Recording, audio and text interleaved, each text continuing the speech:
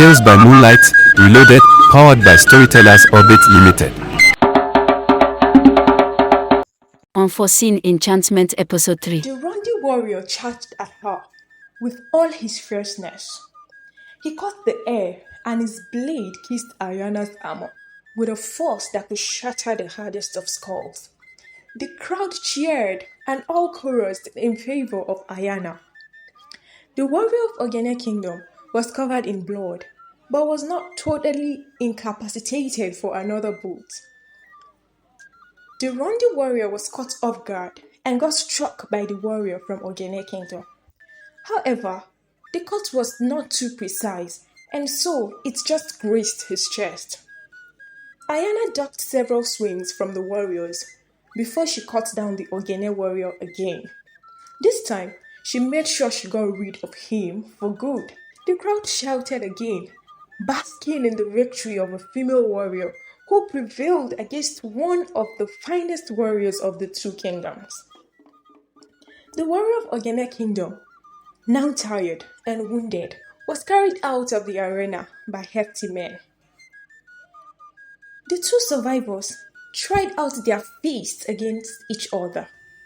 The combat ground became a puddle of blood and sweat as the crowd cheered on, hoping Ayana will emerge victorious.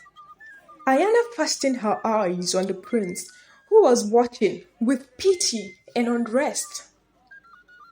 Damba the prince paced about as though chanting a mantra to the god, praying for Ayana's victory.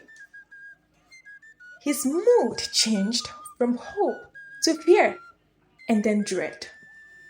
His eyes darted north to south, and his legs moved faster than any of the carriers. Ayana was struck by the warrior from Rondi Kingdom. He had caught her when she was lost in the prince's gaze, and as she fell, she only thought about how disappointed the prince would be. Prince Damba's hands were full of blood. Ayana! He shouted in pity, regretting his decision to allow her to partake in the fight. He lifted her gently and ran towards the royal physician's hut.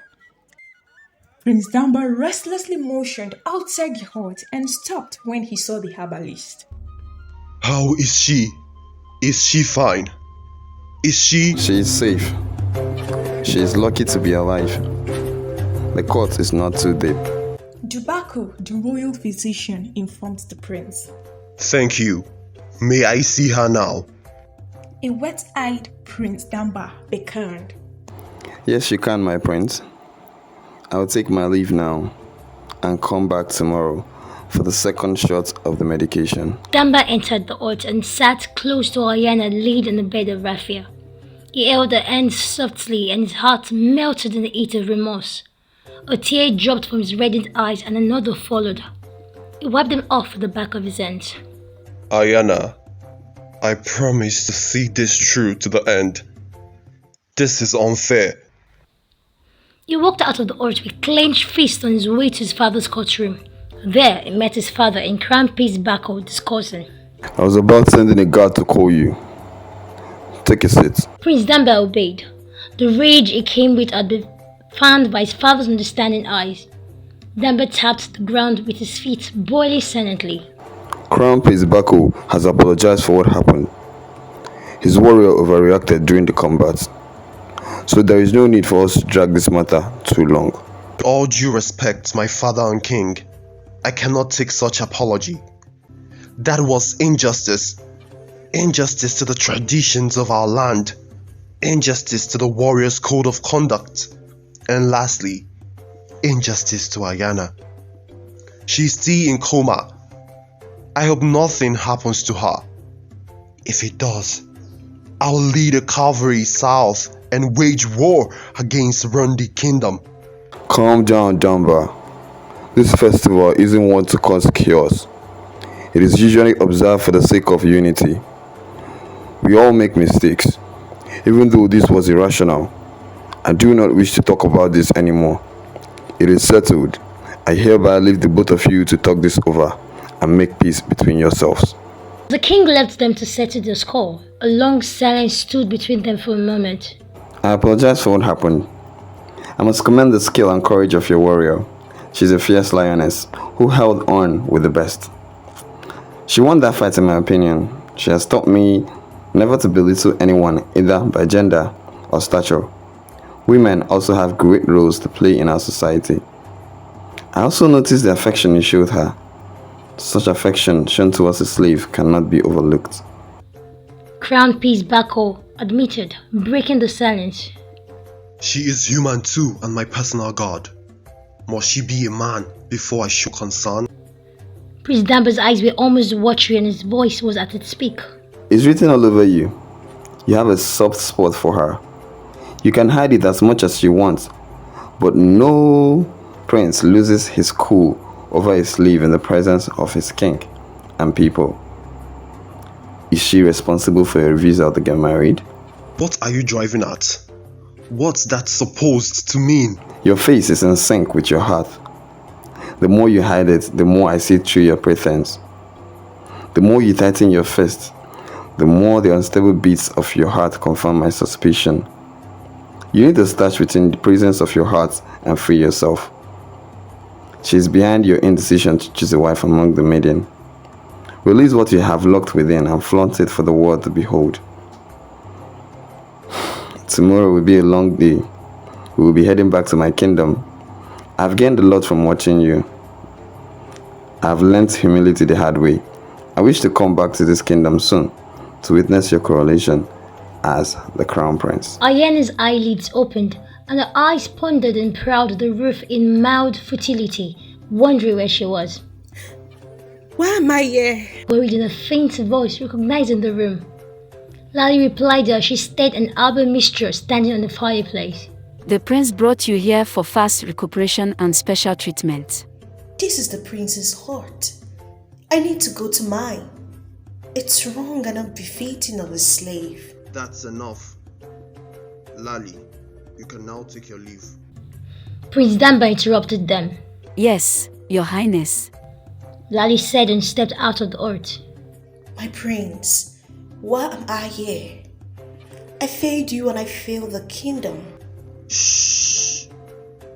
I thought I was going to lose you. I'm glad you are alive. Days passed and nothing changed. King George and his queen grew more worried over the son's refusal to choose a woman. Forced by the scathed claws of weariness and fruitless years of waiting, a bride was imposed on Prince Damba, who refused to succumb to forceful marriage. Why on earth will my mother force me into marriage? I cannot marry a woman I do not love. Prince Damba paced around the back of his hut with clenched fist. Calm down, my prince. It's time to face the truth. You brought this on yourself in a way. The king needs to secure your position. I told you to allow me to search for a suitable woman for you, but you refused. Ayana informed him with a downcast look. Prince Damba moved slowly towards her, gazing into her eyes like one who eats his treasures there. How can you find me a suitable woman when you are the only one my heart longs for? What? It may sound absurd, but my heart yearns for you. I love you, Ayana. No, my prince, it's wrong to love me. You and I know we can't be together. Don't care whether you're a slave or not. I broke the rule when you were younger, and I don't mind breaking it again by making you my bride. I feel the same way and it has always been there, but who am I to profess love to a prince? Heaven no. A slave's choice is limited to servitude. I can only admire you from afar. I love you, but... He grazed the luscious lower lip with his upper lip. He paused and stared at her, and as though her eyes told him to continue, he opened the door behind them slowly with the lips still in kissing position and shuttered. As the kiss grew intense, they slowly pulled off the clothes, and he hardly felt the sharp points of her fingernails digging into his flesh. They moved in ecstasy as he thrust into her with pleasure. She felt a sharp pain at first, a pain sweet enough to make her mourn for more. It was a moment she looked forward to reliving. Today you quit being a slave. I will make you my bride. I will communicate my intentions with my father tomorrow. He will kick against I it. don't care. He held her tightly. They fell asleep in the warmth of each other's embrace. The next day, the clouds took a brighter stay as the sun rose lazily like a giant in the sky. I'm ready. Ayana entered Prince Damba's hut, dazzling as the morning sun. The beads bring out your full beauty. His hands go round her waist as he pecked a kiss on her forehead. Thank you, my prince, but I'm afraid. You don't have to be afraid. I will love and protect you to the very end. No evil will befall you, not when I am alive. He kissed her again, this time on the lips, and led her to the palace. They took a stroll to the palace and met the king and the queen engrossed in a discussion. As they bowed to greet them, King Jojo noticed that Ayana looked odd. The queen was curious to know what brought him to the palace alongside Ayana, who was adorned in royal beads. My son, what brings you to the palace this early? King Jojo said, noticing the glow in their There is face. something important I wish to tell the both of you. I finally found myself a bride. Happiness crept on the queen's face and she didn't hesitate to inquire. Where is the woman who has found favor from the gods and captured your heart? Mother, Ayana is the woman I speak of. He said as he boldly waited for their decision. Ayana tightened her fist. She was afraid of getting decapitated. She knew it was wrong for a slave to fall in love with a prince. It was unheard of, but somehow she was prepared for the worst. All she ever wanted was to make the prince happy. King Jojo and the queen looked at themselves, confused in a funny way. Before the king could speak, Prince Damba pleaded. Father, please don't refuse my choice. Ayana is my life. King Jojo's face twisted into a smile. Finally, you have made us proud. The god of our land are not asleep. The prince and Ayana were lost. It was as though they did not hear right. He was not expecting them to submit to his will this fast. My son, we know you have feelings for Ayana, but we're only waiting on you to tell us. We forced a bride on you recently. We know we'll be leaving you with no choice than to present your choice to us. My heart is gladdened by this news, my beloved son. Princess Sangoma told us she would have a bright future with you. It did not go well with me at first, but it's the choice of the gods. May the gods be praised. Thank you, my father and king. Thank you very much, mother. I dreaded your refusal. I had feared her status as a slave would hinder your blessings and approval. I am the happiest man alive because you have blessed my choice. The king and the queen embraced Ayana and prayed the gods to bless the union with all their children.